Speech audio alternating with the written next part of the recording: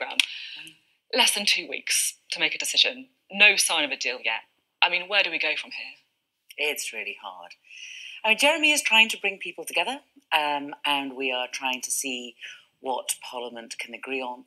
I mean, the difficulty is that it is also last minute, and the reason for that is because we have been trying to tell the Prime Minister for a couple of years now the sort of things that people could agree about, but she just doesn't listen. But you need more MPs to compromise, don't you? You're talking about trying to find a solution, a cross-party solution. I mean, you voted or abstained on quite a few different options. Do you think some of your colleagues need to do the same? I think that people do need to compromise. Of course, they do. We do think that what we have been suggesting is an entirely thought out. You know, we've been talking to Europe about it. We've talked to experts about it. What we've said is that we want to be in a customs union. We want to be close to a single market. We need to have dynamic alliance of rules and regulations, so that we can be outside the European Union, but not very far. Because we think that the 52-48 actually spoke a central truth, which is that, yes, we do need to leave the European Union. There was a referendum, but we mustn't ignore the 48%, and we need to therefore leave but not go far. So you're talking about the fact you want to be in a customs union, you want to be close to the EU. Just explain to me what it is that you have an issue with about the withdrawal agreement. That's the Prime Minister's deal that she put forward to the House of Commons. I mean, the problem with the withdrawal agreement is, first of all, is that she's set her face so against there being in a customs union. But there is a customs union in the withdrawal agreement. That's the backstop. Well, there's the backstop, but the difficulty is with the backstop is that it only applies to part of the United Kingdom and not to all of the United Kingdom. No, it's the whole United Kingdom would be effectively in a customs arrangement with the EU. But what we've said is that... But the backstop doesn't, it? But what we need to do is we need to have some... I mean, so she puts forward a suggestion. What you're really saying, aren't you, this morning, is she's put forward this idea that's full of kind of unicorns and rainbows that doesn't make any sense. And the European Union has said, all right, Theresa, if you really insist on this, we'll agree to that, but we want to have an insurance policy. And the insurance policy is not acceptable. What we should do is ditch this and just go, actually, what will work is to be in a customs union and to be close to the single market. And that's how we should have negotiated throughout. She should have listened to Parliament. She should have consulted. Actually, there is some common sense in Parliament. She should have paid some attention to what we've been saying. So what is it specifically about the withdrawal agreement that Labour won't vote for? It's because it's so uncertain. It's essentially saying, let's leave, and then whoever is going to be the leader of the Tory party yet, and goodness only knows who it might be, if they remain Prime Minister, what it is that they will negotiate, and we cannot trust them. We can't trust them, and business needs to be sure about where it is that we're going and what it is that we're doing next, which is why, I've said, I did Prime Minister's questions, I think, 2.5 years ago, and I made it clear in the House of Commons then that on our side of the House, we think that we should be in a customs union. No ifs, no buts, be in a customs union. I understand that you're saying that, you don't know the shape of the future relationship. But that's the EU's fault, isn't it? Because they laid out right at the beginning that you need to sort out the divorce before the future relationship can be sorted. So the divorce is the withdrawal agreement, and that's still struggling to find out. No, if you're looking for fault, what it is. The fault is that about it that you disagree with. So the fault is this, right? Is that we have a referendum, people say they want to leave. There has to be another injection of democracy after that. We can't just say we're going to leave and then hand it over to Theresa May and let her do whatever she wants with our country. She ought to have been listening, and there needed to be a democratic input. We said democratic input should be a meaningful vote, and a meaningful vote is something with meaning. It's, come back with your suggestions, Parliament can vote on it. If we don't like it, then you can go away, have a rethink, and go back to Europe and negotiate something with a mandate from the whole of Parliament. But she's been taking the mickey. She should have come back in October. She put it back till November, then December, then January, and then even with just, days to go, she's still saying it's my deal or no deal. And that is not meaningful. That is not democracy. That is Theresa May just stamping her feet and saying, I want this. No one else is allowed to do anything else. No wonder she's in trouble. I mean, she's out of control. She's not listening to anyone. No one knows what it is that she's going to do next. I think her judgment has been undermined. And yet, we don't know whether she's going to remain Prime Minister, if we're going to get somebody else, who that other person is going to be, what the future is. It is a mess. And as I say, all I'm trying to say to you this morning is that we have, as the opposition, been really trying to engage in a way which is helpful, which actually brings a bit of common sense to the debate. Okay, so I mean, you're talking there about the need for a meaningful vote. It does feel as if kind of Labour's position is moving towards what you would describe as a meaningful vote, what others may describe as a second referendum. I just want to have a look at something. Sorry, no. Our meaningful vote was come back with your ideas and then get it through Parliament. And Parliament had to have the final say.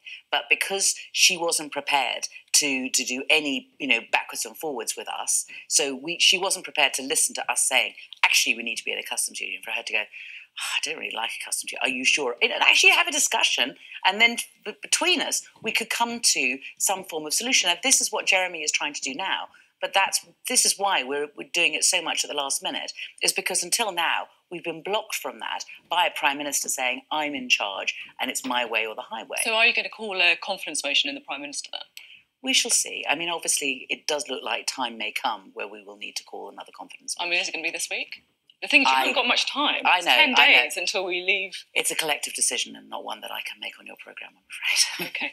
Okay. Collective decision as in around the shadow cabinet table? It's done by the leadership in consultation with senior members. Okay. Now, we might be in election territory, clearly.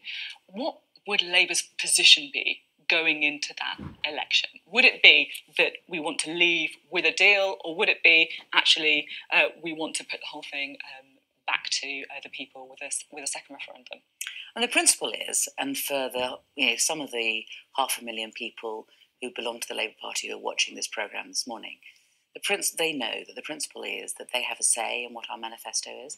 It isn't kind of, as it was with Theresa May's last manifesto, it isn't a couple of people in a back room. We might have a snap election, though. We have to. I mean, we had a snap election last time. We've been negotiating Labour. We've been negotiating Brexit for years now. But surely we should know what Labour's position would be going into an election. I can tell you what Labour's position is now, and I can tell you what I would think will be in the manifesto, but I can't be sure because it's not for me to decide. It is for the membership to decide. We have a process. Would we leave the EU or not?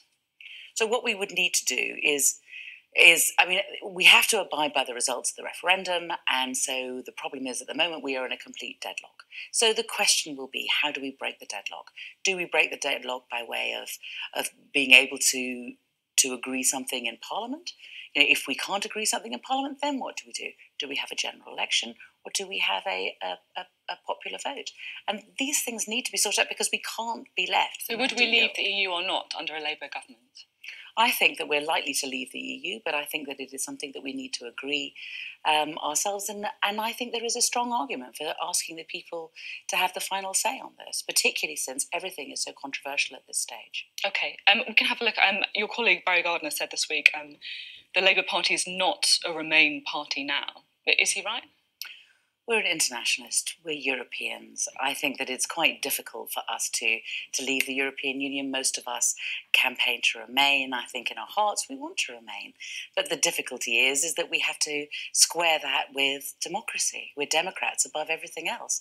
And if the people want us to leave, then we have to leave, and it's been our job to try to make sure that we leave in terms that cause the least amount of damage to jobs and to the economy. So in your heart, do you want to stay? Oh, in my heart, I want to stay. I think it's in Britain's interest to remain in the European Union, without a doubt. But actually, what tops everything else to me is democracy. And if the people want us to leave, then, as I say, it's my job as a public servant to try to do as I'm told, and to try to do it in a way which doesn't harm our country. If public opinion has changed, if the public want to remain, then that's obviously a challenge for all of us. And we need to think again about that.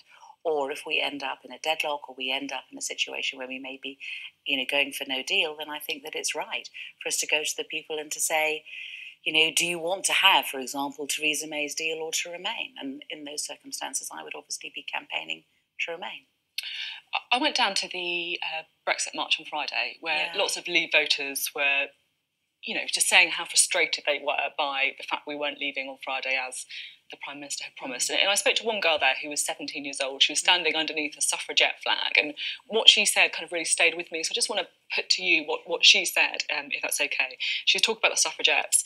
They fought for my right to vote, and then I'm here to fight for that vote to be counted.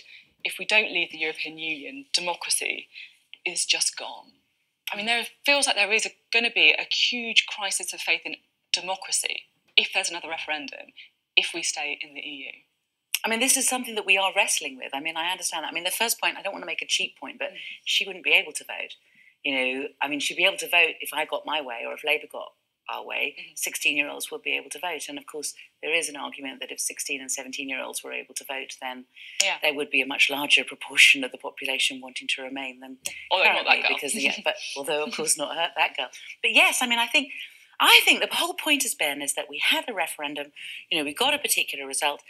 I personally don't really understand why 70% of the population at this moment don't want to remain in the European Union, but they don't. I personally think that the reason for that is because we have not had the sort of debate that we need to have. I think that it's been completely disrespectful on both sides, with people just shouting at each other as opposed to just concentrating on the issues and looking at them honestly and saying, really, is this helping our country? Are we getting all the things that were promised during the referendum by the Leavers? Or are we having to compromise so much that if we were to stand back and look at it, is it really in our interest to leave? And I wish that we could have a debate along those lines, but we don't seem to have. And people have got dug in. And, you know, given that people have got dug in and given that public opinion has not changed in such a major way, I can still see the argument for us needing to leave. Okay. If the deadline is fast approaching, would you be comfortable with a longer extension, taking part in the European elections, if it meant leaving with a deal? We have to. It's going to be very. I mean, in practice, I can't see how we can get everything organised in a couple of weeks. I mean, we just need a bit of honesty injected into this. So I think that we will need to extend. I don't personally think that we need to be involved in the European elections. I think that there is a side protocol that can be negotiated. Are you preparing for the European elections? Well, yes, obviously we have to make preparations for it, because if that happens, then it happens, and we need to make sure that we stand candidates. But we think that there's another way through this, and we think that if we need to have a longer period of time than currently is on offer, then it can be done. I mean, the process is difficult, but where politics says, yes, we should do it, then actually you can find a way through this process. Okay.